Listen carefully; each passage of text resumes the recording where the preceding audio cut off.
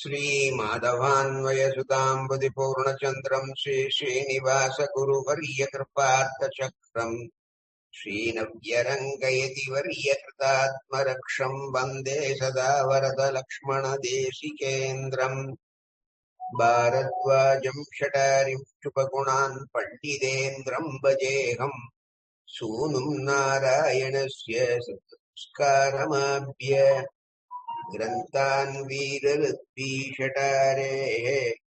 नस्तभारम् निसुम्मे श्रीमद्वेदान्तरामानुजमुनिकरुणालब्धवेदान्तयुग्मम् श्रीमश्रीवासयोगीश्वरगुरुपतयोरर्पितस्वात्मभारम् श्रीमश्रीरङ्गनाथाह्वयमुनिकृपया प्राप्तमोक्षाश्रमम् तम् श्रीमद्वेदान्तरामानुजमुनिमपरम् संश्रये देशिकेन्द्रम् जीवनम् जगताम् जीयात् किमप्यदरहस्वम् स्वतन्त्रम् सर्वतन्त्रेषु वेङ्कटेशाह्वयम् महः प्रणामम् लक्ष्मणमुनिः प्रतिगृह्णातु मामकम् साधयति यत्सूक्तिः स्वाधीनपतिकाम् श्रुतिम् अस्मत्परम् போன உபன்யாசத்துல எம்பெருமானுடைய பரம் வியூகம் விபவம் அந்தர்யாமி அர்ச்சைங்கிறதான 5 நிலைகளில் அதுல அர்ச்சதான் நமக்கு ரொம்ப வழிபட தகுந்தது அனுபாவியமானது அப்படிங்கிறத அவன் இந்த 5 நிலைகளிலுமே எந்த நிலையிலுமே பிராட்டியை விட்டு கணகாலமும் பிரியாதவன் நித்திய அனபாயினி என்று பாஷ்யக்காரர் கத்தியத்துல சொல்ற மாதிரி ஆழ்வார் நம்மாழ்வாரும் அகலகில்லே நிறையவன் அலர்மேல் மங்கை உரைமாறுந்தான்னாரே அந்த மாதிரி எப்பொழுதும் எம்பெருமானுடைய வக்ரத்தலத்தை விட்டு பிராட்டி அவன் என்ன அவதாரம் எடுத்தாலும் சரி, அது பரமா இருந்தாலும் சரி, வியூகமா இருந்தாலும் சரி, விருப்பமா இருந்தாலும் சரி, அந்தர்யாமியா இருந்தாலும் சரி, அக்ஷயாமியா இருந்தாலும் சரி, எல்லா இடத்திலேயும் எல்லா நிலைகளிலேயும் பிராட்டியை எப்பொழுதும் பிரியாதவனாகவே எம்பெருமான் இருந்தான். அந்த எம்பெருமானுடைய திருமேனியானது சுபாஷய திவ்யமங்கள விக்கிரகம். அதை நாம் சேவிச்சாலே நம்முடைய பாபம் எல்லாம் எம்பெருமானை கண்கூட பார்த்தோம்னா உடனே நம்ம பாபம் எல்லாம் அதற்கு மேலே இன்றைய உபன்யாச விஷயம், ஏன் இதர தெய்வங்களை வைஷ்ணவன் வழிபடுவதில்லை? கர்மங்களால் ஆராதிக்கப்படுவன் எம்பெருமான் மட்டுமே. எத்தனையோ கர்மா பண்றோம், அதுல எத்தனையோ தேவதைகளுடைய சம்பந்தம் இருக்கு. உதாரணமா இப்ப சந்தியாவந்தனம் பண்றோம், பிராத்திர சந்தியாவந்தனம் பண்றோம். அதுல பிரம்மதேவனை பிராதத்யாயாமி ரவிமண்டல மத்தியகாம் அப்படின்னு அந்த தியான ஸ்லோகம் பிரம்மாபதி சொல்லும். மத்தியானத்துல மத்தியம் தினேது சாவித்திரின்னு சிவனை சொல்லும். ஏன் நட்சுத்திர தெய்வங்கள்லாம் கூடாதுன்னா, நம்ம நித்திய கர்மா அனுஷ்டிக்கும் போது அது சந்தியாவந்தனம் முக்கியம். அதிலேயே இதர தேவதைகளுடையதான இது இருக்கே, அதுக்கு என்ன காரணம் அப்படிங்கிறதா இந்த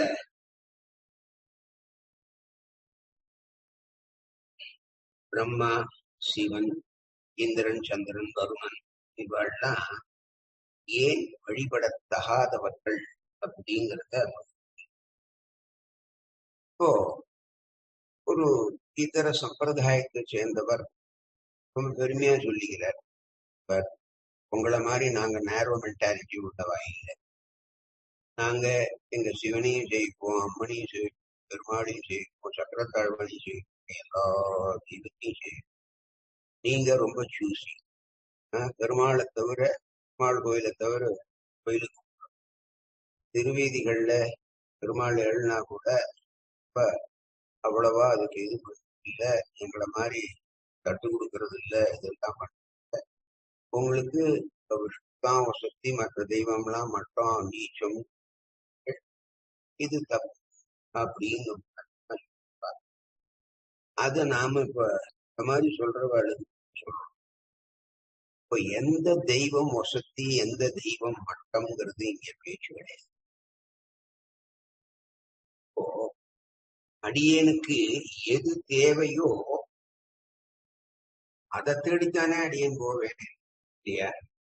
ஓ, ஒரு பஸ் ஸ்டாண்டுக்கு ஓ சென்னையில இருந்து வச்சுக்கோங்க, சென்ட்ரல் பஸ் ஸ்டாண்டு. அங்கே இப்ப நம்மளோட உத்தேசம் என்ன? திருப்பதி போகணும், மாடு செய்யணும், வேங்கடவன் செய்யணும், அதனால திருப்பதி போகணும். திருப்பதி பஸ் ஏதோ லொடலொட்ட பஸ் இருக்கு. அது அங்க ரொம்ப சத்தம் போட்டு இருக்கான்.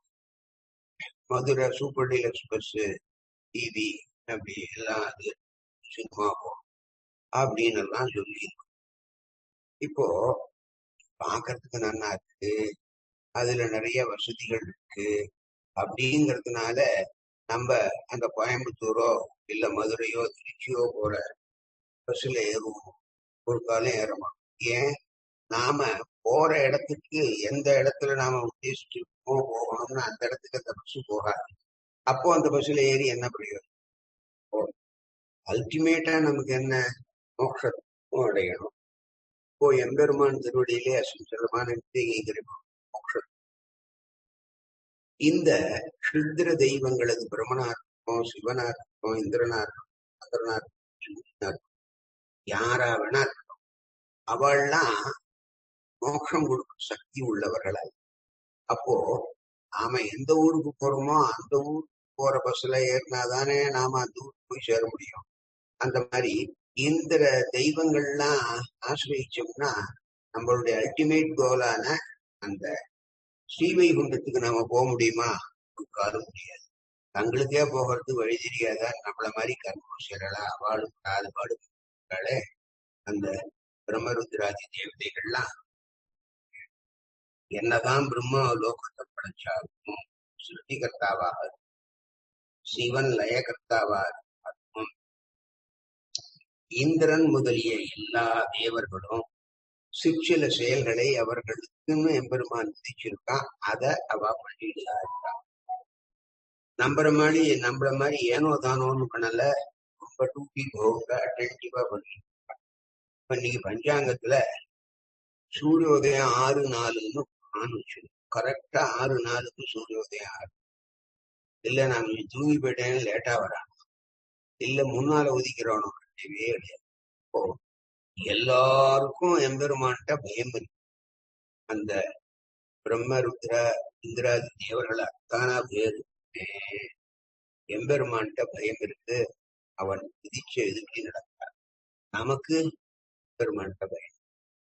அதனால அவ பாருங்க, அந்த இன்னைக்கு கிரகணம்னா அன்னைக்கு கிரகணம் வருது, இன்னைக்கு பௌர்ணமின்னா வருது, இன்னைக்கு அமாவாசைன்னா வருது, அது கொஞ்சமாவது தப்புறது. சூரியோதயம் சூரியோஸ்தமனம் அதே மாதிரி கரெக்டா அந்த டயத்தை வரையணும். ஏன்? அவளுக்கு எம்பெருமானிட்ட வேலைய நாம மட்டும்தான் பெருமான பத்தி நினைக்கிறது இல்ல, அவனுக்கு கடந்து. இப்போ இந்த இதர தெய்வங்களை சேவிக்கிறத பத்தியான ஒரு இது 3 விதமான இதுல நம்ம விரிவா சொல்லிடுவோம். அதுல மேலையார் செய்வனர்கள்னு என்னப்பா உங்க தெய்வம் வசதியாவே இருப்பாடா இல்லைன்னு எங்க பெரியவா அனுஷ்டிக்கல. எங்க பெரியவா அனுஷ்டிக்காத விஷயத்த நான் போய் அது எங்க சரி. அதனால நாங்க ஏதோ எங்க பெரியவா நீ சொல்றதாவே இருக்கட்டும், பெருமாளை விட உங்க சிவனே இல்ல உங்க அவை வசதியா வாண்டாங்கல்ல. ஆனா எங்க பெரியவா அதை பண்ணாதனால நானும் பண்ணல அப்படின்னு ஒரு இன்னொரு பதில். மோட்சமித்தியே ஜனார்தனான்னு சொல்லுவோம். இப்ப மோட்சத்தை கொடுக்கிறவன் யாரு? பெருமான். அதனால எம்பெருமான் மட்டும்தான் சுதந்திரம். மீதி நீங்க கடவுள்னு சொல்றேடே, அந்த பிரம்மருத்ராதிகளும் பாரதந்திரியம் உள்ளவாதான். அவளுக்கு சுவாதந்திரியம் கிடையாது. அவர்களும் கர்மவசியர், நம்மை போல் கர்மவசியர்களே, நம்மை போன்று பிறப்பை அடைந்தவர்களே. ஏன்னா அம்மாவும் எம்பெருமானாலே பிறப்பிக்கப்பட்டவன் தான், சிவனும் பிறப்பிக்கப்பட்டவன் தான், எல்லா தேவதைகளும். நம்ம மனுஷ சரீரத்துல இருப்போம், அவன் தேவ சரீரத்துல இருப்பான். அவன் நிறைய புண்ணியம் பண்ணியிருக்கான், அதனால அவனுக்கு அந்த பதவி புகழெல்லாம் கிடைச்சிருக்கு. இல்லை, அவ்வளவுதானே. ஸ்ரீமதி ரகசீத்திரை அழகா சொல்றார்.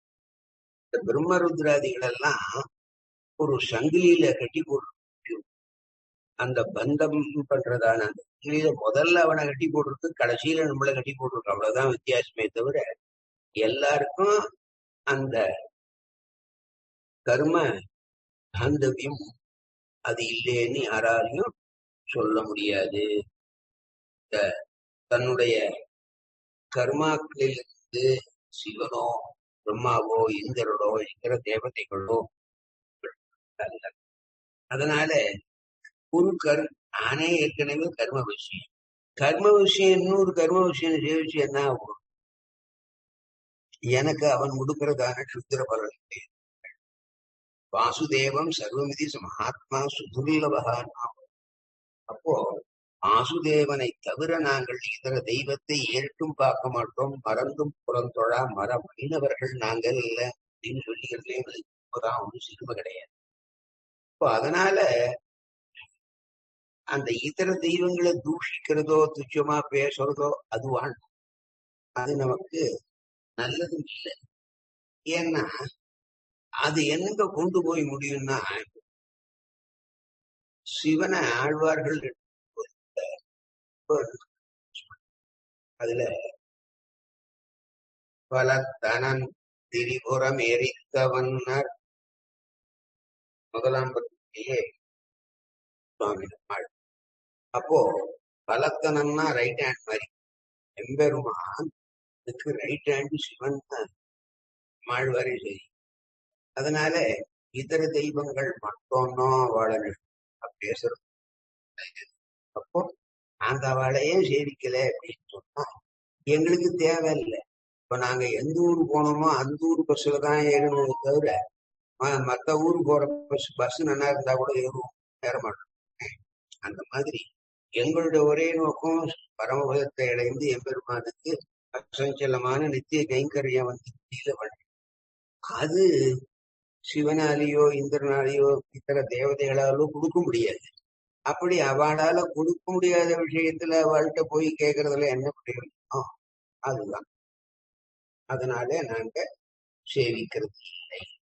அதுக்கப்புறம் ஒரு பதிவிரதா ஸ்ரீயான பரபுருஷனை ஏறிட்டு பார்ப்பாளோ? பார்க்க மாட்டாள். அந்த மாதிரி இப்போ பிரபத்திங்கிறது ஒரு கல்யாணம் மாதிரி விவாகம். அப்போ எம்பெருமான நாம விவாகம் பண்ணிருக்கோம் பிரபத்தி ரூபமா. அப்போ நாமெல்லாம் ஸ்திரீகள். ஒரு பதிவிரதா ஸ்ரீ என்ன பண்ணுவா? இதரால கண்ணெடுக்கும் பார்க்க மாட்டாள், தன் ஆம்பளையான. அதே மாதிரி நாங்களும் இந்த தேவதைகளை கண்ணெடுத்து பார்க்கறது இல்லை அப்படிங்கிறது சரி. இப்போ இன்னொரு பரவலாக சொல்லப்படுகிற விஷயம், நீங்க தான் ஒத்துழைப்பு இடணும். சர்வாந்தரியாமி எம்பெருமான் அது உலகத்தில் உள்ள அனைத்து வஸ்துக்களையும் உள்ளும் புறமும் எம்பெருமான் சுத்திருக்கிறான்னு தானே வேதம். அந்தர்வகித்தது சர்வம் வியாபிய நாராயண ஸ்திதான்னு. அப்போ நீ சிவபெருமானா எடுத்துட்டாலும் சரி, இல்ல பிரம்மாவை எடுத்துட்டாலும் சரி, இந்திரன் எடுத்தாலும் சரி, அவளுக்கும் அந்தராத்மா அந்தரியாமியா யார் இருக்கா? பகவான் தானே இருக்கான். அப்போ பகவான் தானே எல்லா செயல்களையும் அவர்களுக்கும் செய்விக்கிறான். அப்ப அவனை சேவிச்சா அந்த எம்பெருமான சேவிச்ச மாதிரி தானே. அதனால அதையும் பண்ண மாட்டேங்கிறேன் அப்படின்னு. இப்போ எம்பெருமான் அந்த தேவர்களுக்கும் உள்ளே புகுந்து அந்தந்த சமயங்களிலே அந்த செயல்களை எம்பெருமான் செய்விக்கிறான் அப்படிங்கிறது உண்மைதான். எம்பெருமான் தான் அவர்களுக்கு அவர்களை நாம் சேவிக்கலாமோ என்று கிஞ்சித்தும் நினைக்கக்கூடாது. ஏன்னா அந்த தேவர்கள் தங்களுடைய புண்ணிய வசத்தாலே தந்தம் அதிகாரத்தை பெற்றுள்ளனர். ஆகையினாலே புண்ணிய பாபங்களான அந்த கர்மத்துக்கு அவர்களும் வசப்பட்டவர்களே.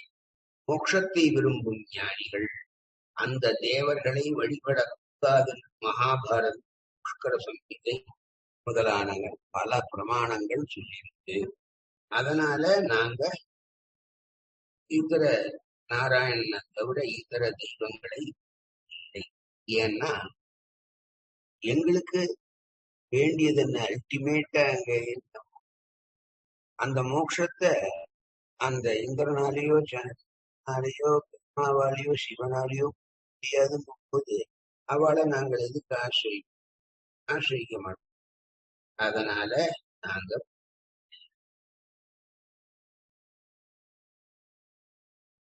நாம என்ன கர்மாவை பண்ணாலும் சரி அந்த கர்மாவினாலே ஆராதிக்கப்படும் எம்பெருமான் மட்டுமே. அதனால மோட்சத்துக்கு உபாயமா இருக்கிற அந்த பக்தி யோகமா இருக்கு. அதுல அந்த பக்தி யோகத்தினுடைய உட்பிரிவு 32 சாஸ்திரம் சொல்லும். அதுல பிரதத்த வித்தைன்னு ஒரு வித்தை. அதுல இந்திரனை அடைந்தவனான ரத்னங்கிறவன் இந்திரனுக்கு இந்த வித்தையை உபதேசிக்கிறான். என்னை சரீரமாக உடைய எம்பெருமானை உபாசனம் பண்ணுன்னு சொல்ற. இப்படி செய்யும் உபாசனத்தை அது என்ன ஆறுது? இந்திரனோடு கூடிய எம்பெருமானையே உபாசிக்கும்படியாக அந்த இடத்துல சொல்லப்படும். இந்த இந்திரன் முக்கியமில்லாலும் விசேஷமாகவாது உபாசனத்தில் அடங்கி விடுறானே. அதனால அந்த இந்திரனையும் சேர்த்தே தானே உபாசிக்க வேணும்னு சாஸ்திரம் சொல்லியிருக்கே. நீங்க ஏன் பண்ண மாட்டேன்னு சாஸ்திரத்தையே நாம எந்த சாஸ்திரத்தை நம்புறோமோ அதை புதுசா சொல்றோமோ அந்த சாஸ்திரத்தை வச்சே நம்மள மடக்க. அதுல சாஸ்திரம் வலிமையா விதித்திருந்தாலும் உபாசனம் பண்றவனுக்கு ஐகாந்தியம், அதாவது எம்பெருமானை அந்த நிலைத்த தன்மை குறைந்து விட்டாதா? அதனாலே நம்மளுடைய பிராமணத்துவம் முதலான அந்தந்த ஜாதிக்கும் பிரம்மச்சரியம் முதலான அந்தந்த ஆசிரமத்துக்கும் உரிய கர்மங்களை அவரவர் செய்தே ஆகவும். அதனாலே அந்தந்த கர்மங்களில் இந்திரன் பெருமா சிவன் தேவர்கள் பெயர்களை சொல்லியே ஆகவும். ஏன்னா சாஸ்திரம் தான் விதிச்சிருக்கு. ஒண்ணும் இல்லை. நாம நித்தியம் குளிச்ச உடனே ஸ்நானாக தர்ப்பணம் பண்றோமோ, அதுலயே ஒண்ணு இதுலயே 4 தர்ப்பணம் 5 தர்ப்பணம் அதுல பண்றோமா இல்லையா?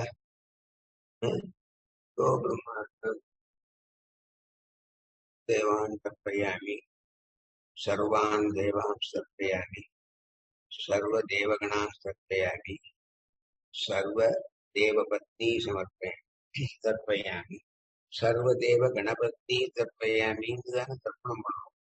அப்போ ஏன் பண்றோம்? விதி விகிதமான கர்மா, நித்திய கர்மாவை இதை பண்ணு இதுல சொல்லி பண்ணுன்னு விதிச்சிருக்கு. அதனாலே பண்றோம். அதனால விதி விகிதமா இருந்தா பண்றோம், இல்லைன்னா நாங்க அதனால எங்களுடைய ஐகாந்தம் கொடுத்தாலும். இப்போ எந்த கர்மாவா இருந்தாலும் சரி அந்த கர்மாவினாலே ஆராதிக்கப்படுபவன் யார்? சாட்சாத் எம்பெருமான் ஸ்ரீமன் நாராயணன். அப்படி அந்த எம்பெருமானே சர்வ கர்ம சமாராத்தியன்னு சொன்னா அந்த கர்மங்களாலே ஆராதிக்கப்படுபவன் யாரு? அந்த எம்பெருமான் தானே. அதுல எந்த சந்தேகம் இல்லையே. அப்படி ஆராய்க்கும் போது பரமாத்மாவான எம்பெருமானே இந்திரன் தேவருக்கு அது சம்பந்தமே இல்லையே, நாங்க எதுக்க வாழ செய்வோம். அப்போ முக்கிய தன்மையற்று அவனுக்கு சரீரமா ஓ ஆத்மாவுக்கு மதிப்புமா சரீரத்துக்கு மதிப்புமா ஆத்மாவுக்கு தானே கொடுப்போம். அப்போ நாம எப்படி எம்பெருமான் சரீரத்துல இருக்கோமோ அதே மாதிரி இந்த பிரம்மருத்ராதிகளும் எம்பெருமானுக்கு சரீரம் தான். அவ ஒன்னும் சரீரி ஆயிட ஆத்மாவாயிட. அதனால அவர்களும் நம்ம மாதிரி சேதனர்கள் தான், ஜீவாத்மாக்கள் தான். என்ன அவ பண்ணு அவ தேவர்களா தேவ சரீரத்தா நாம மனுஷ சரீரத்துல அவ்வளவுதான் வித்தியாசமே. இப்போ அந்த பிரம்மருத்ராதிகளும் எம்பெருமானுக்கு சரீரமா தான் இருக்கா, அவன் எம்பெருமானுக்கு சரீரமா தான். அதனால நம்ம மாதிரிதானே ஆகணும். அதனால இது இப்போ ஆபரணங்களை போட்டு அது சொக்கா மேல போடுற சட்டை மேல போடுற இல்ல ஸ்திரீகள்லாம் அவ மேல் சட்டை போட்ட ரவிக்க அது மேலதான் செய்ய. இப்போ இந்த அவ நகை ஆபரணங்கள் அணிஞ்சிருக்காளே அது இந்த ரவிக்கைக்கு விசேஷமா வந்தா இல்ல அவளுடைய சரீரம் இல்ல ஆத்மாக்கு அது விசேஷம் அப்படின்னு அந்த சட்டை அது மேல பட்டு அதோட அது உள்ளே இருக்கிற ஜீவன் தானே அந்த நகையை போட்டே ஒரு குஷி அடைகிறான். அதனால அந்தர்யாமியான எம்பெருமான் தான் எல்லா கர்மங்களாலுமே ஆராதிக்கப்பட்டான் சாஸ்திரம் சொல்லுது. அதனால வேறு தெய்வங்களை இத்தர தெய்வங்களை வழிபடும் குற்றமே கிஞ்சித்தும் இல்லாத அந்த சுத்தையாதிகளை பரமை காந்திகளான நாமும் விளங்க வேண்டும் என்று நாம் தெரிந்து இது சாஸ்திரம் அழகா சொல். ஆகாசாத் பதிதம் தோயம் யதா கச்சதி சாகர் அந்நிய தேவ நமஸ்காரா கேசவம் அதிகச்சதி. அப்போ எப்படி ஒரு மழை காட்டுல பெய்யறது மேட்டுல பெய்யறது எங்கேயோ பெய்யறது பெஞ்சு எல்லாம் என்ன இருக்கு கடைசியில ஆத்துல விழுந்து கடல்ல தானே போய் சேர்றது. ஆகாசத்துல இருந்து பெய்த மழை எப்படி கடலை போய் சேர்ந்ததோ இந்த மாதிரி நீ எந்த தெய்வத்தை ஆராதித்தாலும் அது அந்தர்யாமியா இருக்கிற எம்பெருமான் அத்தியந்தம். அதனாலதான் அந்நிய தேவ நமஸ்காரா கேசவம் பிரதிகச்சதின்னு. சரி இப்படி சொல்றாளேங்கிறதுக்காக சுவாமி நான் சிவன் கோயிலுக்கு போய் சிவனை சேவிக்கிறேன், லிங்கத்தை சேவிக்கிறேன், முருகனை சேவிக்கிறேன், பிள்ளையார சேவிக்கிறேன். ஆனா அந்த பிள்ளையாருக்கும் அந்தராமி பகவான் நினைச்சுட்டு சேவிக்கிறேன் அப்படின்னு சொல்லலாமா அப்படின்னா அது ஏன் கூடாதுன்னா நம்ம பிரிவா அதை பண்ணல. பிரிவா நம்ம பண்ணாததுனால அதிகபட்சமா நாம பண்ணக்கூடாது அப்படிங்கிறது. ஸ்வேத சுத்தயாஜிகளுக்கும் மிஸ்ரயாஜிகளுக்கும் என்ன வித்தியாசம் தெரிஞ்சுட்டா சந்தேகமே வராது.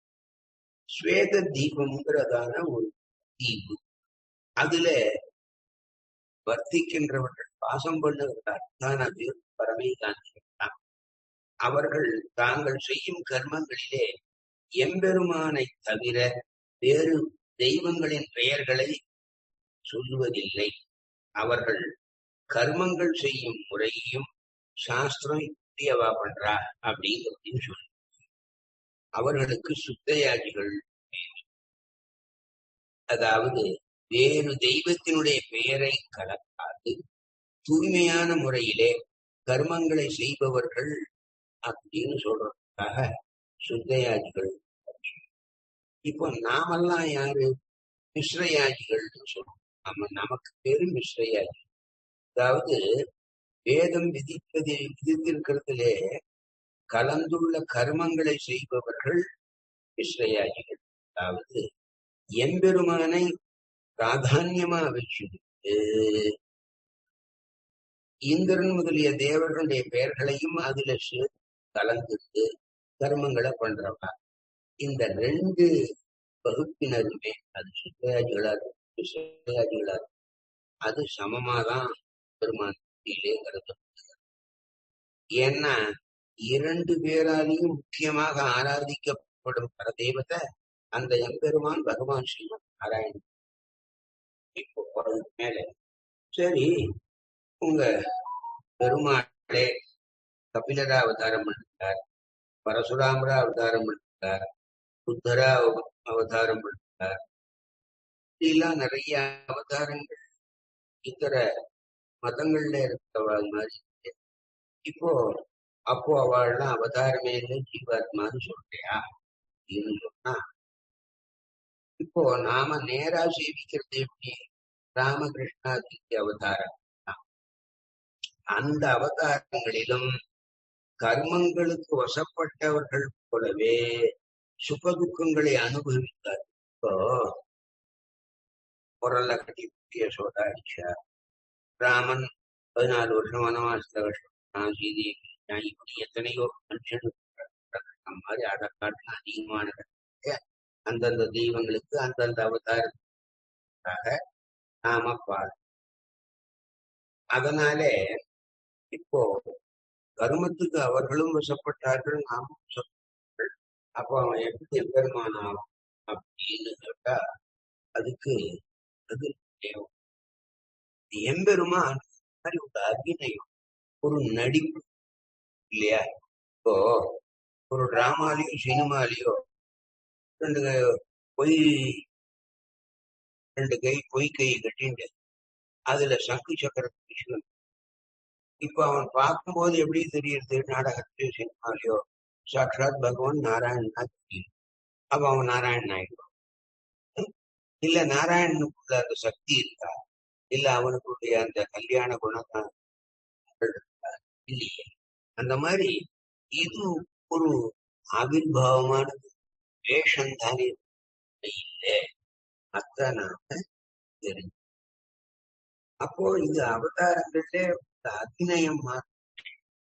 அதனால அதுல இத நம்பிட்டு அத நாம சேவிக்க ஆரம்பிச்சோம்னா நம்ம நரகங்கிற அது இருக்கும். சரி, அப்போ எம்பெருமான் ஏன் அந்தந்த மாதிரி அவதாரம் எல்லாம் எடுத்தான்? புத்தரா அவதாரம் எடுத்தான், கபிலர அவதாரம் எடுத்தானே. இப்படி எல்லாம் ஏன்னா ஜனங்களை திசை திருப்பதற்காக.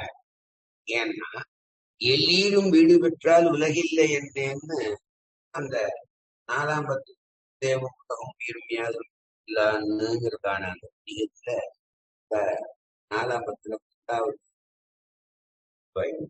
அதுல சொல்றோம். அப்போ என்ன அர்த்தம்? எம்பெருமான் எல்லாருக்கும் மோட்சத்தை இல்லை. யாரு உபாய அனுஷ்டானம் பண்ணிக்கிறாளோ அவளுக்கு தானே கொடுத்தான் இல்லையா? அப்போ நாம பிரபத்தி பண்ணிட்டு இருக்கோம், அதனால பிரபத்தி பண்ணிக்காத மேலும் மேலும் பாபத்தையே பண்ணிட்டு இருக்கிறவனுக்கு நரகத்துல சொல்றான், அவனுக்கு கண்டிக்கிறான். இப்போ எம்பெருமானுக்கு எல்லா ஜீவாத்மாக்களும் ஒண்ணுதானே. நம்ம என்ன ஒரு சக்தி, அவன் என்ன மாட்டோம் இல்லையே. அப்படி இருக்கும்போது ஒரு சில ஜீவாத்மாக்கள் மட்டும் மோட்சம் கொடுக்குறான், நிறைய ஜீவாத்மாக்களுக்கு மோட்சம் கொடுக்கலையே. என்னடா காரணம்? அதுக்கு எல்லீரும் வீடு அது. அப்புறம் இந்த கூடல் இருக்கணுமோ, எல்லாரும் மோட்சம் அப்புறம் யாரு? இது லீலா விபூதி. எம்பெருமானும் எம்பிராட்டியும் விளையாடுறதான பிளேகிரவுண்ட் வச்சோங்களேன். அப்போ அதெல்லாம் ஜீவாத்மாக்கள் தான் குழந்தைங்க சொப்ப வச்சுன்னு விளையாடும் பாருங்க. அந்த மாதிரி சொப்புகள் மாதிரி அவளுக்கு விளையாடுறது. அப்போ அந்த லீலாரசத்துக்காக சிருஷ்டியை பண்ணி அதுல இந்த ஜீவாத்மாக்களுக்கு பல்விதமான இது அவன் அப்போது அந்த எம்பெருமானை வழிபட்டு திருத்தி அவன் மோட்சோபாயமான அந்த சரணாகதியோ பக்தியோ அனுஷ்டிச்சு இந்த எம்பெருமான் திருவிடை அடையணும்னு தான் எம்பெருமான் ஆசைப்படுறான். ஆனா நாம அதுக்கே போறது முடியாது. இப்போ எம்பெருமான் சிருஷ்டித்ததிலே சுத்த சிருஷ்டின்னு ஒண்ணு, அசுத்த சிருஷ்டின்னு ஒண்ணு. இப்போ அந்த சிருஷ்டி 2 வகையா இருக்காது, சுத்த சிருஷ்டியும் அசுத்த சிருஷ்டி. சுத்த சிருஷ்டிங்கிறது என்னன்னா ரஜோகுணமும் தமோ குணமும் கொஞ்சம் கூட கலக்காமல் கேவல சுத்த சத்துவ மயமா இருக்கிறதே அது சுத்த சிருஷ்டி. அதுல இந்த ரஜஸ்தமசாகிய அசுத்த சிருஷ்டியில சத்துவத்தோட ரஜஸ்தமத்தையும் சேர்த்து படைக்கும், குணங்களையும் சேர்த்து படைக்கிறான். அதனாலே அது அசுத்த சிருஷ்டின்னு. எம்பெருமானுடைய நேர் அவதாரம் எல்லாமே சுத்த சிருஷ்டியிலேதான் சேருமே தவிர அவன் ஏதோ இங்க நம்மெல்லாம் கர்மவசியரா இந்த பூமியில ராமன் கௌசல்யக்கு தானே பிறந்தான், கிருஷ்ணன் தேவிக்கு தானே பிறந்தான். அப்ப அவளும் நம்மள மாதிரி கர்ப்பமா அவ அம்மா ஆயிதானே கௌசல்யாவோ இல்ல தேவிக்கோ பெற்றா. அதனால அவர்களும் கர்மவசியர்களா தானே இருக்கணும் அப்படின்னா கிடையாது. எம்பெருமான் இப்போ இதை விளக்கத்துக்கு சாஸ்திரங்கள்ல நிறைய உதாரணங்கள் சொல்றார். இத கறந்த பாலுள் நெய்யே போல், பால் இருக்கு, அந்த பால்ல தயிர் இருக்கு, வெண்ணெய் இருக்கு, நெய் இருக்கு. அந்த பால்ல எங்க அதை காட்டு அப்படின்னா நம்ம காட்ட முடியுமா? அந்த பாலை காய்ச்சி அதை ஊத்தி அது தயிராகி அந்த தயிரை ஊற்றி அதுல வெண்ணெய் எடுத்து அதுக்கப்புறம் அதை ஊற்றிக்கினா நெய். இவ்வளவு ப்ராசஸ் எங்க இதுல இருக்கா காட்டுன்னா? இப்போ அந்த பால்ல இருந்தா நெய் வருது, வெண்ணெய் வருது, தயிர் வருதுங்கிறது நாம கடுப்பா பார்த்ததுனாலே நம்புறோம் இல்லையா? அதே மாதிரி இப்போ எம்பெருமான அந்த மாதிரி நாம கண்கூடா பார்க்க முடியல, அதனால நம்புறது கொஞ்சம் கஷ்டமா இருக்கு. சாஸ்திரத்தை வச்சுட்டுதான் நம்ப முடியும்.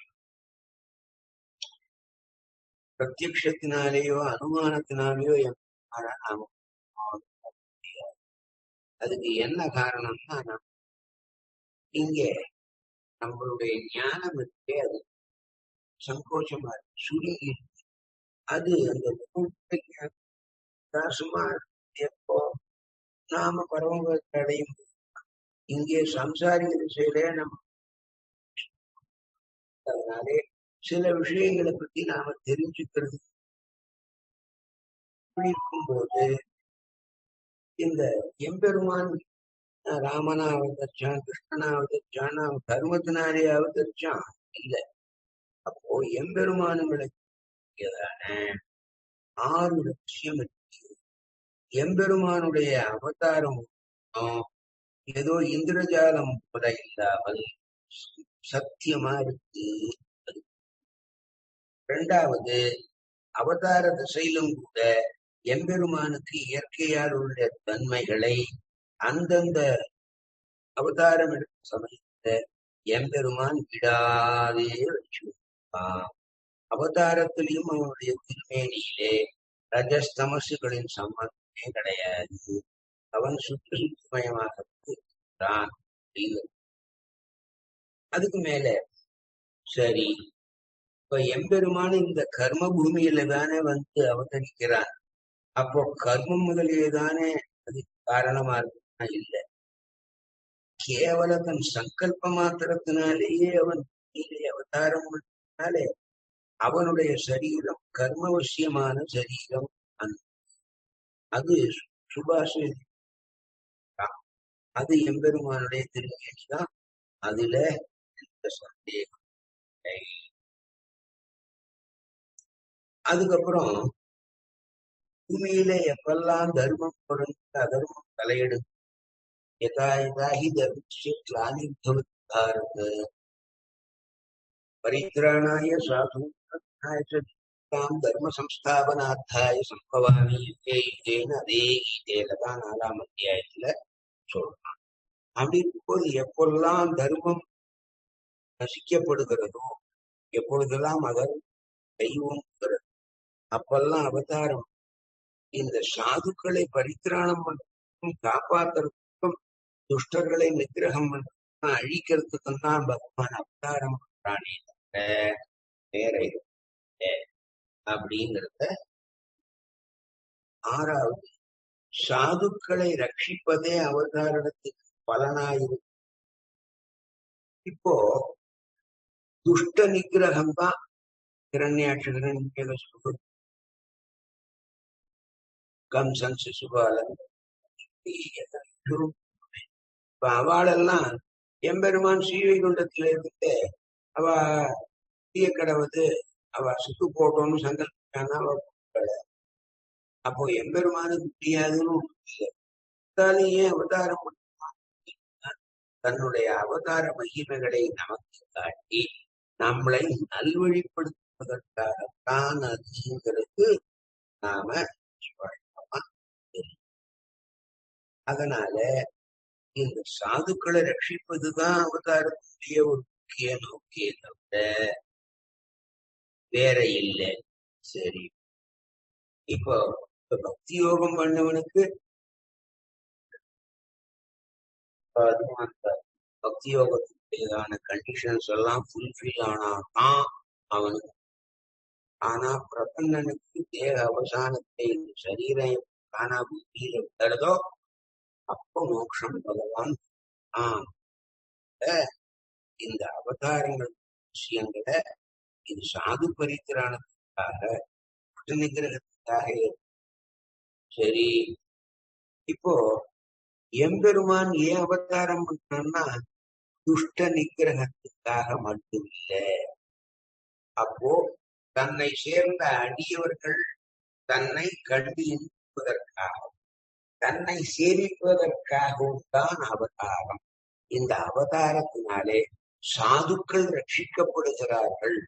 சத்துகுணம் உள்ள மகனீயர்கள் எப்பொழுதும் காப்பாற்றப்படுகிறார்கள். அவளை காப்பாற்றத்தான் பகவான் அவதாரம் பண்றானே தவிர இந்த துஷ்டர்களை நிகிரகம் பண்றது அவனுக்கு பெரிய விஷயமே இல்லை. அது கேவல சங்கல்ப மாத்திரையா நடந்தது. அதுக்காக எம்பெருமான் அவதாரம் எடுக்கணும் அப்படிங்கிறது அவசியமே. அதுக்கப்புறம் இந்த எம்பெருமான பத்தி சொல்லும் போது எம்பெருமான் சரி எம்பெருமான் இருக்கான்னு சொல்றேன். அப்ப எம்பெருமான் என்னதான் பண்றான் அப்படின்னு ஒரு கேள்வி வருதா? அந்த எம்பெருமான் 8 நிலைகளிலே எம்பெருமான தவிர இதர சேதனர்கள் நாமெல்லாம் பல செயல்களை செய்யணுமா இல்லையா? அப்போ அச்சேதன வஸ்துக்களிலும் அசைதல் உடைதல் முதலான செயல்களுக்கே அந்த செயல்களை எல்லாம் அதுக்கு தகுந்தவாறு எம்பெருமான் தான் நடத்தி போகிறான் என்பதை தெரியும்.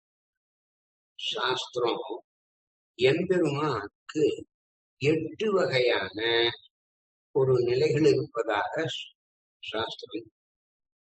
அது கர்த்தா, பிரேரகன், அனுமந்தா, சககாரி, சாட்சி, பலப்பிரதன், பலி, உதாசீனன் அதற்கான 8 நிலையிலே இப்போ ஒவ்வொரு வஸ்துவிலேயும் அந்தர்யாமியாக சிருஷ்டி முதலானவை எம்பெருமான்.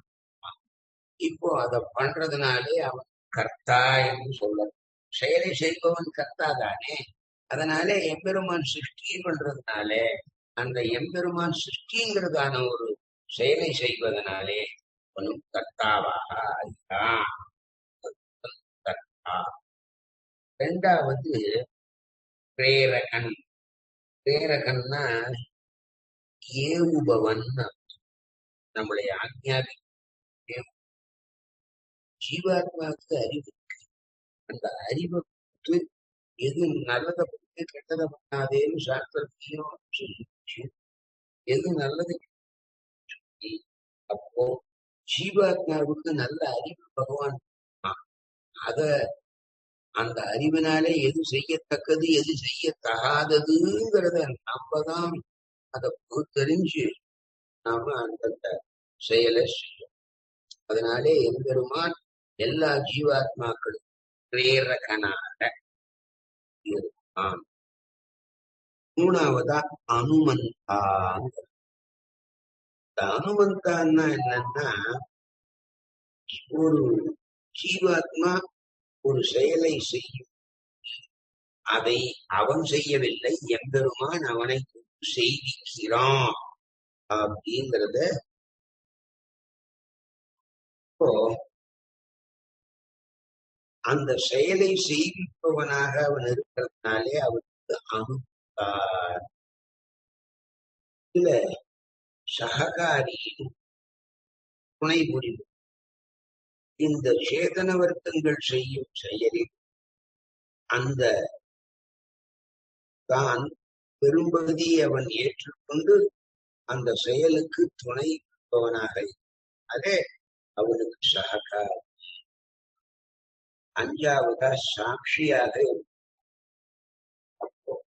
ஒரு ஜீவாத்மா செய்கிறதான செயலை நேரில் எப்பொழுதும் பார்த்து